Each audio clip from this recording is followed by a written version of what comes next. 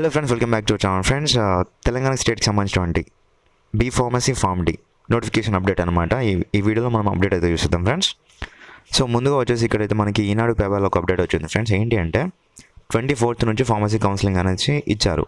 So ఏంటి అంటే లాస్ట్కి మనకి ఎప్పటి నుంచో వెయిట్ చేస్తున్నాం కదా, ఫార్మసీ కౌన్సిలింగ్ ఎప్పుడు వస్తుంది అని చెప్పేసి. ఎందుకు లేట్ అవుతుంది అంటే pharmacy council of India, so ఇక్కడ వాళ్ళ నుంచి కొన్ని కాలేజ్కి పర్మిషన్ రావాలి అండ్ నోటిఫికేషన్ కూడా రావాల్సి ఉంటుంది. సో దాని ద్వారా సెప్టెంబర్ ఎండింగ్ వాళ్ళకల్లా ఆ పర్మిషన్ అనేది, ఆ వివరాలన్నీ అయిపోతాయని చెప్పేసి అనుకున్నాం. కానీ వచ్చేసి కొంచెం లేట్ అయిపోయింది. ఇప్పటికైనా ఏం లేట్ అయితే అవ్వలేదు. ఇక్కడ వచ్చేసి 24th నుంచి ఫార్మసీ కౌన్సిలింగ్ ఇచ్చారు కదా.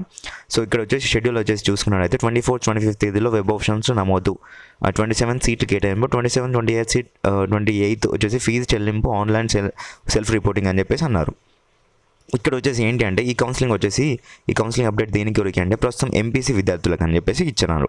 సో ఎంపీసీ విద్యార్థులకి అంటే ఎవరికైతే సో ఇది ప్రస్తుత కౌన్సిలింగ్ వచ్చేసి ఎవరైతే ఇంజనీరింగ్ స్ట్రీమ్లో వచ్చేసి సీట్స్ రాని వాళ్ళు ఉన్నారో వాళ్ళు డైరెక్ట్గా వెబ్ ఆప్షన్స్ అయితే ఇవ్వచ్చు అనమాట.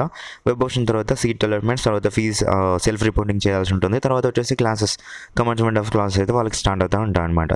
సో ఇక్కడ వచ్చేసి ఇది ఏంటి అంటే ఇప్పుడు మనకి ఒక ఇండికేషన్ అనమాట. ఇప్పుడు సెప్టెంబర్ ఎండింగ్ కదా అది. సో 24th నుంచి అంటే వీళ్ళకి వచ్చేసి 29th రోజున మనకి పూర్తిగా ఎంపీసీ స్ట్రీమ్ వాళ్ళకైతే pharm D and B pharmacy counselling అయిపోతుంది. తర్వాత ఫస్ట్ వీక్ ఆఫ్ అక్టోబర్లో అయితే తప్పకుండా ఎవరైతే తెలంగాణ స్టేట్స్ నుంచి B pharmacy and pharm D BiPC stream నుంచి చేయాలి అనుకున్న వాళ్ళకి నోటిఫికేషన్ వస్తుంది. వన్ థింగ్ ఫ్రెండ్స్, అందరికి చెప్తున్నాను, వేరే కౌన్సిలింగ్ లాగా ఉండదన్నమాట. ఈ యొక్క కౌన్సిలింగ్లో వచ్చేసి ఫస్ట్ ఫేజ్లో మొత్తం ఎంతమంది అప్లికేషన్ చేసుకున్నారో ఫస్ట్ ఫేజ్లో అన్ని సీట్స్ అయితే ఫిల్ అయిపోతూ ఉంటాయి అనమాట. సెకండ్ ఫేజ్కి సీట్స్ అనేవి ఉండవు. సో ఎంపీసీ స్ట్రీమ్లో కూడా 1 or 2 సీట్స్ అలా ఫిల్ అయిపోతాయి.